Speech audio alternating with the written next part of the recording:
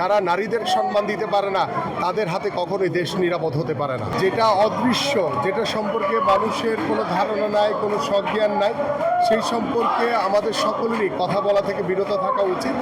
যেটা সত্য সেটাকে আমরা যাতে সবাই নিয়ে কথা বলি, কারণ পিছনে মিথ্যাচার করা, মিথ্যা প্রতারণা করার সাথে বাস্তবতার কোনো মিল নেই।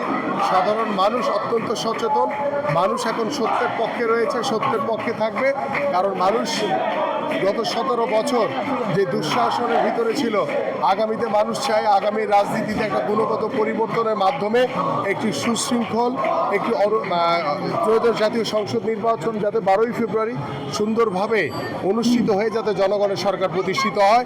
এবং আমরা আশা করি যে আমাদের সাথে যারা প্রতিদ্বন্দ্বিতা করছে তারা জনগণের কাছে যাক, তারা জনগণের কাছে না গিয়ে শুধু তারা সামাজিক যোগাযোগ মাধ্যমেই বিভিন্নভাবে অপপ্রচার, মিথ্যাচার করে বিভ্রান্তমূলক কথা বলছে, যার কোনো ন্যূনতম কোনো সত্যতা নেই। এবং আমি আশা করি যে তাদের যদি জনগণের প্রতি আস্থা থাকে তাহলে মাঠে আসতে বলেন, জনগণের রায়ের প্রতি বিশ্বাস রাখতে বলেন। জনগণ 12ই ফেব্রুয়ারি সেই জনগণের রায়ে দেখা যাবে যে কে নির্বাচিত হয় ইনশাল্লাহ। ষড়যন্ত্র তো থেমে নেই, ষড়যন্ত্র চলমান রয়েছে, কারণ একটি জামাত যেই দল যারা 1971 সালে বাংলাদেশ স্বাধীন হোক সেটা চায়নি, তারা রাজাকারের ভূমিকা ছিল, তারা আজকে এসে বলছে চলো একসাথে বাংলাদেশ গড়ি।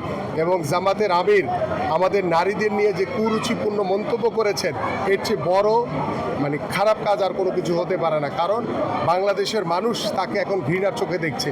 যারা নারীদের সম্মান দিতে পারে না তাদের হাতে কখনোই দেশ নিরাপদ হতে পারে না।